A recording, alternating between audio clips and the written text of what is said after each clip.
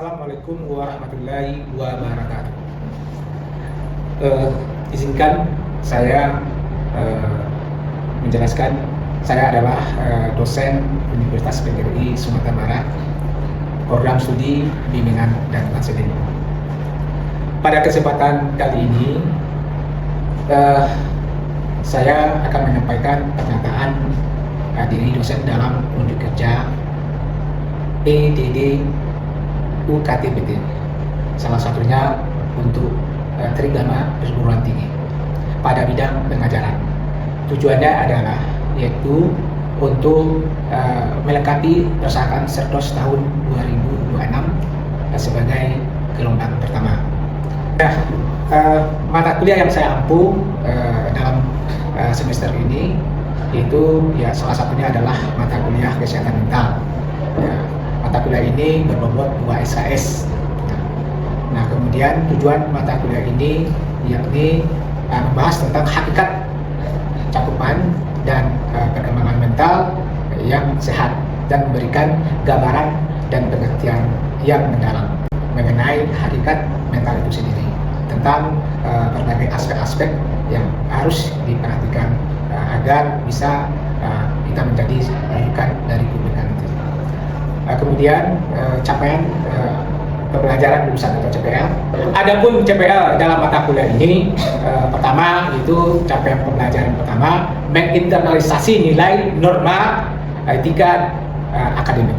Yang kedua yaitu CPL kedua menunjukkan sikap bertanggung jawab atas pekerjaan di bidang keahlian sesuai dengan kondisinya yang secara mandiri. Yang ketiga yaitu capaian CPL ketiga yaitu mampu menerapkan pemikiran logis, kritis, sistematis dan inovatif dalam konteks pengembangan dan implementasi ilmu pengetahuan dan teknologi, dan mengoptimalisasikan penerapan tentang nilai humaniora yang sesuai dengan bidang keahliannya.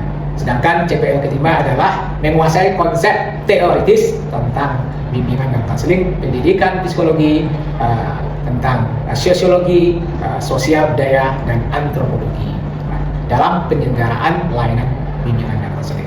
Kemudian CPL ini akan diturunkan menjadi CPMK, capaian pembelajaran mata kuliah. Itu ada 6 capaian pembelajaran mata kuliah. Nah, CPMK 1 yaitu diharapkan mahasiswa mampu memahami dan menjelaskan konsep kesehatan mental. Sedangkan CPMK 2 yaitu mahasiswa mampu menganalisis dan memahami konsep coping strategy. Dan yang ketiga adalah mahasiswa mampu menganalisis memahami konsep metode kesehatan mental. Yang keempat adalah mahasiswa mampu mengendalikan dan menjalankan pengembangan kesehatan mental yang tentang berbagai sistem kehidupan. Dan CPMK 5 adalah mahasiswa menganalisis konsep budaya yaitu tentang pengembangan kesehatan mental. Yang keenam yaitu mahasiswa mampu menganalisis kasus-kasus kesehatan mental itu sendiri. Nanti akan diturunkan berbagai sub CPMK itu.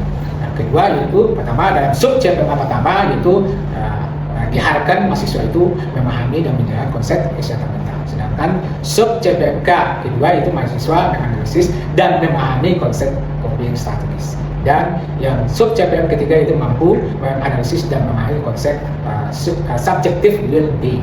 Dan keempat, sub CPMK-nya adalah mampu menganalisis dan memahami konsep resiliensi. Dan untuk CPMK yang kelima adalah mahasiswa mampu menganalisis dan memahami konsep tentang mindfulness and faith. Dan sub CPMK 87 itu mahasiswa mampu mengenai dan menganalisis dan memahami tentang yaitu love and happiness. Dan sub CPMK 8 dan 9 yaitu mahasiswa diharapkan mampu menganalisis dan memahami mengembangkan yaitu tentang kesehatan mental dalam berbagai setting kehidupan. Yang terakhir yaitu tentang CPMK 9-10 yaitu mahasiswa harus mampu menganalisis konsep upaya konselor atau publika dalam pengembangan kesehatan mental itu sendiri. Nah, di dalam mata kuliah kesehatan mental ini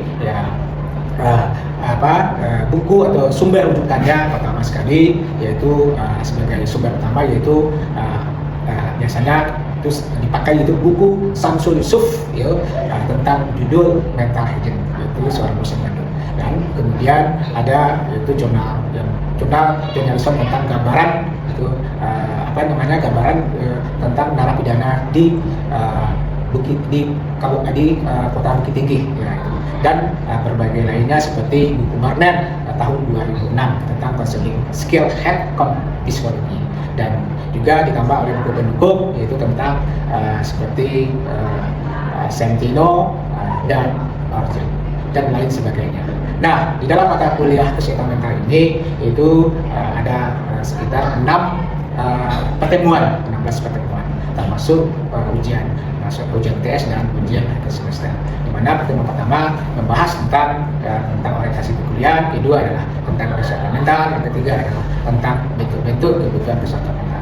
Yang keempat adalah tentang coping strategies, yang kelima adalah tentang yaitu konsep yaitu objective well-being, yang keenam tentang yaitu konsep resiliency, ketujuh yaitu tentang yaitu mindfulness, yang ke-8 itu tentang love and happy ya, tentang happiness. Yang ke-9 ini yaitu TS 10 tentang love happiness, yang 11 tentang keselarasan dalam keluarga, kesehatan mental dalam keluarga. Yang ke-12 itu kesehatan dalam di luar setting sekolah.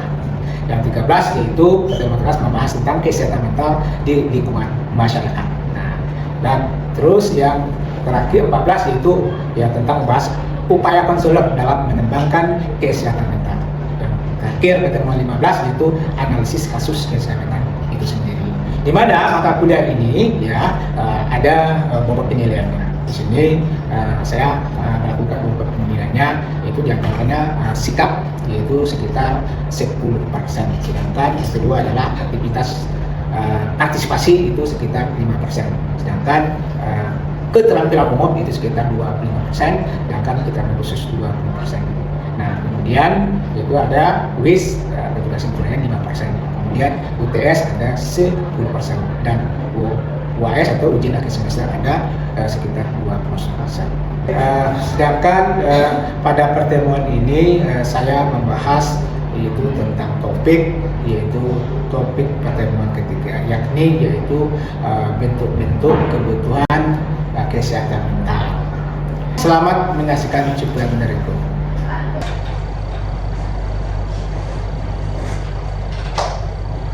Assalamualaikum warahmatullahi wabarakatuh. Waalaikumsalam warahmatullahi wabarakatuh. Gimana kabarnya? Alhamdulillah baik.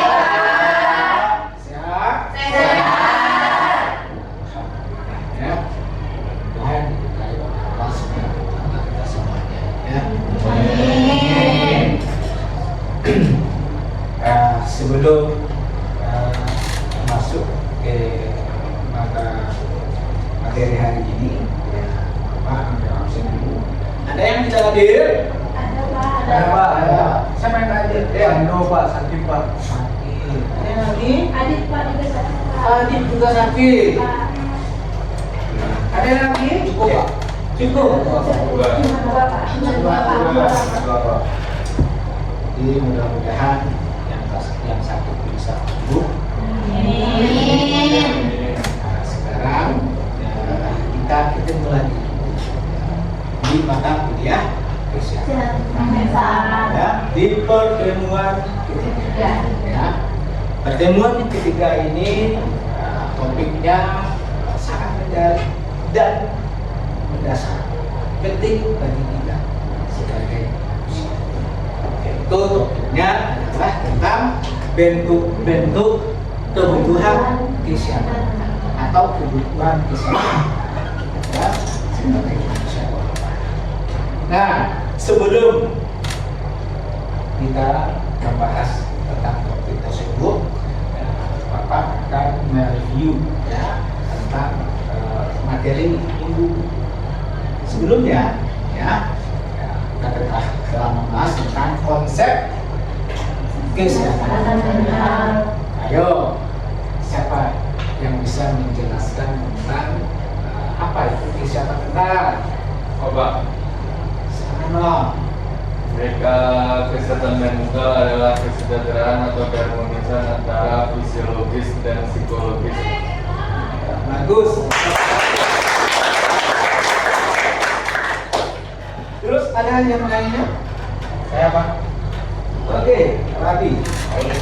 Kesehatan mental adalah kondisi emosional, psikologis, dan sosial yang mempengaruhi cara berpikir, merasakan, serta bertindak. Yes. Ada yang lain? Oke. Kesehatan mental itu ada yang baik dan ada yang terganggu Pak. Kalau yang baik itu kondisi ketika batin kita berada dalam keadaan tentram dan tenang. Kalau yang tidak yang terganggu itu akan mengalami gangguan suasana hati, kemampuan berpikir serta kendali emosi. Bagus ya. Jadi secara konsep Anda semuanya sudah paham ya apa itu kesehatan mental. Namun sebelum ya Bapak melanjutkan materi ini ya Bapak harus mendapatkan sub-CPK ya tentang untuk kita hari ini. Pertama itu mahasiswa harus memahami ya dan bisa memahami dan menjelaskan tentang kebutuhan fisik ya dan kesehatan. Kedua yaitu mahasiswa itu harus mampu memahami dan menjelaskan tentang kebutuhan psikologis kesehatan mental. Yang ketiga yaitu mahasiswa harus bisa menyimpulkan perbedaan antara kebutuhan fisik dan psikologis. Terakhir yang tak kalah penting yaitu mahasiswa ya harus bisa ya memiliki motivasi yang tinggi ya dalam perkuliahan tadi. Perkuliahan yang motivasi yang tinggi itu salah satu bentuk jaminan dari kesehatan mental ya. Oke. Terus ya dari ya yang berempat itu yang kita arahi dari ini ya kompetensinya salah satunya adalah harus bisa membedakan ya. Terus yaitu kita lihat slide yang ketiga ini yaitu dua kategori kebutuhan kesehatan mental. Pertama adalah kategori yaitu fisik atau fisiologis. Nah di sini adalah salah satunya oksigen udara yang kita hidup bersama hari ini. Jika udaranya segar, bersih, itu ya kita tidak mengalami gangguan. Kedua yaitu nutrisi, asupan gizi. Nah, kita sangat butuhkan sebagai manusia, ya makan yang bergizi, ya yang sehat 4 sempurna itu, ya sehingga tubuh kita ini akan menjadi sehat. Nah, diingat ya, perhatikan makanan, ya jangan sembarang makanan, karena makanan itu ya akan membawa kita sehat secara fisik. Ketiga adalah keseimbangan suhu tubuh. Nah, ini perlu kita jaga ya, bagaimana suhu tubuh kita itu normal.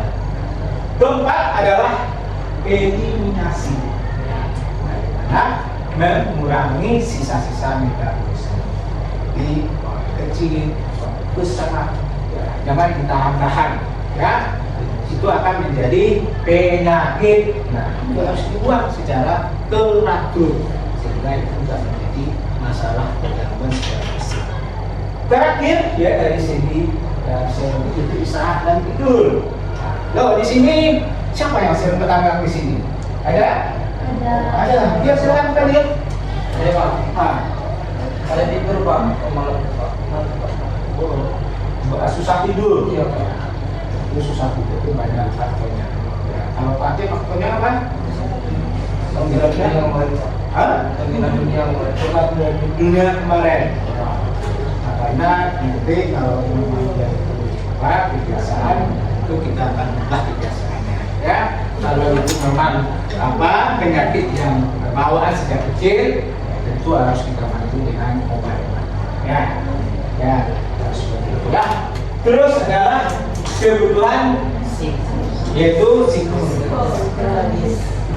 Jadi psikologis ini kebutuhannya salah satu adalah rasa kasih sayang. Nah, jadi kita harus ciptakan itu kasih sayang ayah kepada kita, kasih sayang terhadap kakak, saudara, kasih sayang persahabatan satu lokal, itu harus kita ciptakan sehingga itu membawa sehat mental kita. Ya, jalin komunikasi, ya, apalagi kita siap kelas komunikasi sehingga kita menciptakan yang baik-baik. Oke, yang berikutnya itu rasa memiliki, ya. Apa yang kita memiliki misalnya kita kampus ini, ya, kita harus rasa memiliki, ya. Walaupun kita sebagai mahasiswa di sini, ini harus saling menjaga. Nah, ini itu yang ya. Terus adalah harga diri.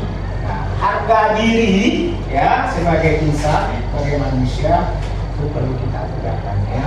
Nah, yang terukur, ya, jangan kita nggak ada aturannya.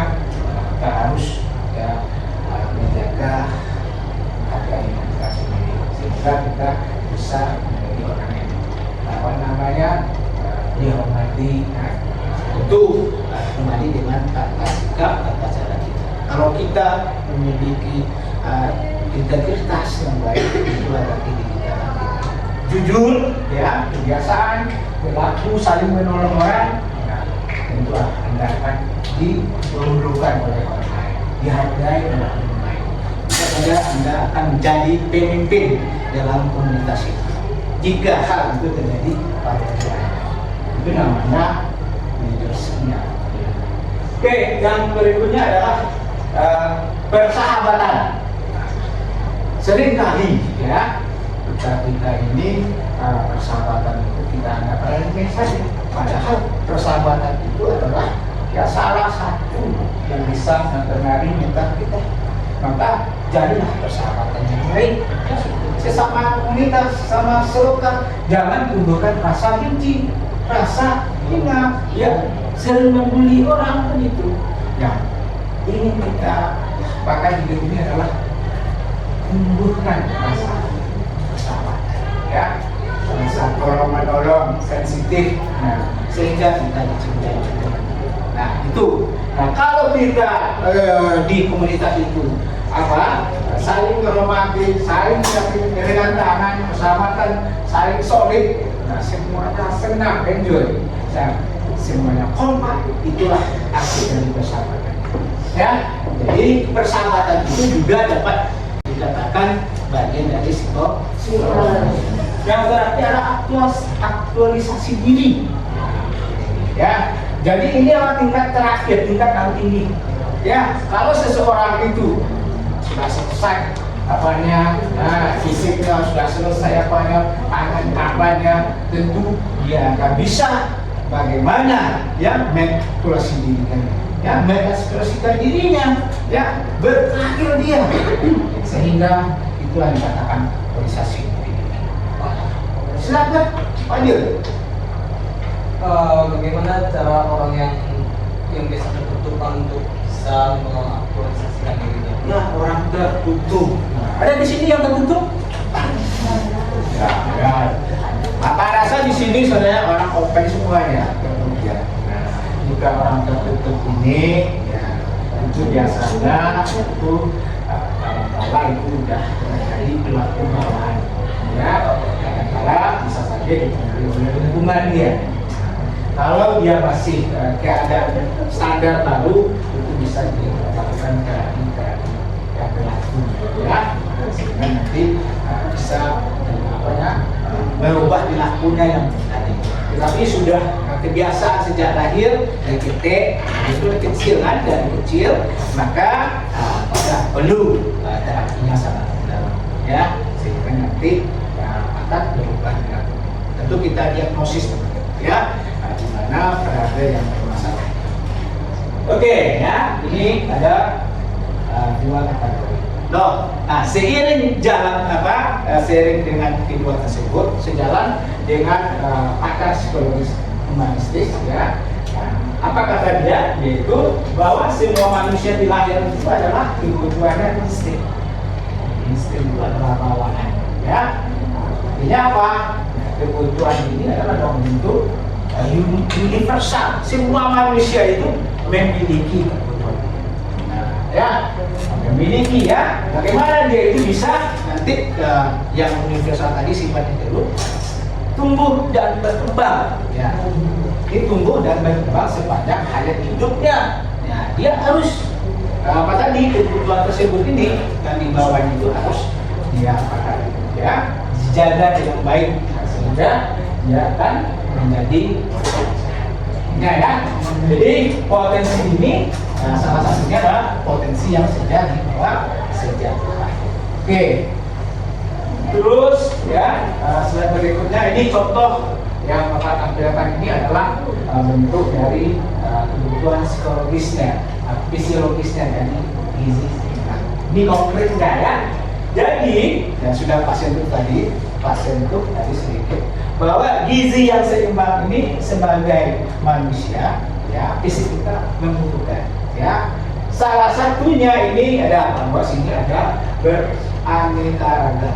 Artinya sebagai manusia kita harus ya mengkonsumsi ya berbagai variasi makanan, ya. Tidak harus pasrah buah, sayuran, ya, ikan, ya, sehingga tubuh kita sehat dan kuat. Ya, ketika kita melaksanakan aktivitas kita itu harus kuat, ya. Ya, itu artinya kita butuh itu, perlu itu, ya. Ya, bagaimana kita beraktivitas? Bagaimana kita beraktivitas? Oke, yang kedua adalah pola hidup bersih. Nah, jadi kita sangat dibutuhkan sekali adalah pola hidup bersih. Ada yang sini yang suka hidup yang tidak bersih? Mungkin bapak semuanya, ya, kalian ini sudah dewasa, ya mungkin sudah sering melakukan kebiasaan pola hidup bersih. Nah, ini jika kita ini ya tidak biasa melaksanakan hidup bersih, ya, artinya tubuh kita sering berlumuran, kuku yang sering tidak digunting, rambut yang tidak sering sisir, gigi yang nggak pernah digosok. Nah, itu akan menjadikan kita masalah mental dia. Orang malas bergaul sama kita, ya, karena bau giginya menjauh orang itu.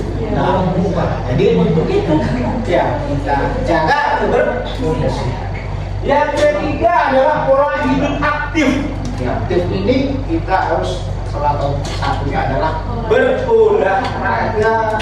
Pagi-pagi kita senam berolahraga, push up. Ya, bagaimana tubuh kita harus segar, ya.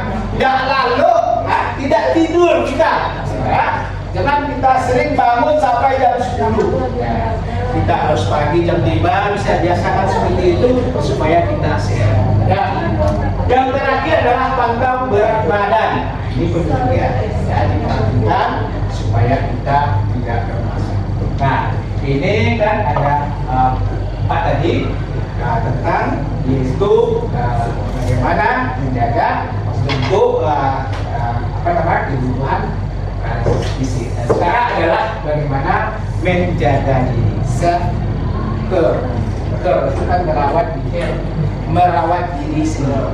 Nah, artinya di sini orang yang sehat mental itu harus bisa yaitu merawat dirinya. Dirawat dirinya. Pertama adalah fisik. Nah, fisik kemana? Yang seluruh tubuh kita, mulai dari rambut sampai ke ujung kaki, perlu kita merawat, perlu kita pupuk, perlu kita kita pelihara sehingga dia itu segar, ya. Jangan layu. Kedua adalah sosial. Nah, manusia itu adalah manusia sosial. Jadi kita harus bersosialisasi, harus bergaul, ya, harus ya saling tegur sapa, ya jangan sering mengurung diri dalam kamar. Ini ya.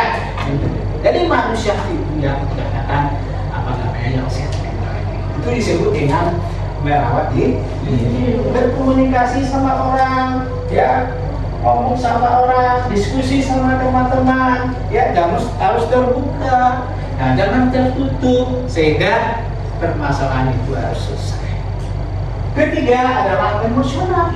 Nah, orang itu semua manusia pasti ada emosi dan perasaan, ya perasaan positif, perasaan negatif. Kan ada emosi positif, ada emosi negatif. Nah, yang harus di sini kembangkan adalah emosi positif. Macamnya kawan itu jangan sinis, harus positif. Ya, senyum, ya tegur sapa, jangan kita menentu, ya.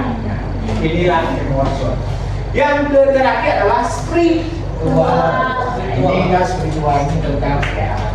Nah, nama kita kan masing-masing kan punya. Kalau Islam, ya kalau Anda ya samping kita melaksanakan salat 5 waktu, kita melaksanakan sholat sunnah. Ya kalau ada kita bisa, ya ada cuma saya. Yang lain bisa juga kita yoga, meditasi, ya sehingga menghilangkan ketegangan dari fisik. Ya, jadi ya yang tenang kalau kita sudah bersandar kepada sesuatu yang kita pegang itu ketenangan ini kita akan kita sering sabar, ya sering tidak emosi. Dia ini gunanya spiritual, ya. Oke, nah, itulah ya dari pembahasan tadi ya tentang sebelumnya tentang bentuk kebutuhan kebutuhan kesehatan mental. Jadi di sini siapa yang bisa menjelaskan tentang menyimpulkan tentang perbedaan kebutuhan fisiologis dan kebutuhan psikologis tentang kesehatan mental? Ada yang di sini yang bisa? Ya, silakan. Perbedaan kebutuhan fisiologis dan psikologis. Untuk fisiologis, yang pertama semua kebutuhan dasar, yang kedua kebutuhan yang sama dimiliki hewan, yang ketiga manusia tidak dapat berfungsi dengan baik kecuali kebutuhan ini terpenuhi, yang terakhir manusia dapat bertahan hidup hanya setelah memenuhi kebutuhan ini. Untuk perbedaan kebutuhan psikologis, yang pertama semua kebutuhan di atas yang dasar, yang kedua kebutuhan yang dikembangkan dalam masyarakat, yang ketiga tidak dapat dipenuhi kecuali kebutuhan fisiologis dipenuhi terlebih dahulu, dan yang terakhir manusia tidak dapat bertahan hidup setelah memenuhi kebutuhan ini tanpa memenuhi kebutuhan dasar terlebih dahulu. Oke, ya. Ya, singkat dan tepat. Baiklah, yang dapat saya simpulkan dari pembahasan hari ini yaitu di mana kesehatan mental ini tidak dapat dipisahkan antara fisiologis dan psikologis. Keduanya ini saling berkaitan sebab di mana fisik yang tidak sehat itu dapat mengganggu psikologis yang buruk juga, dan jika psikologis atau kita tidak dapat mengontrol stres itu juga akan mengganggu kesehatan fisik kita juga. Iya, bagus.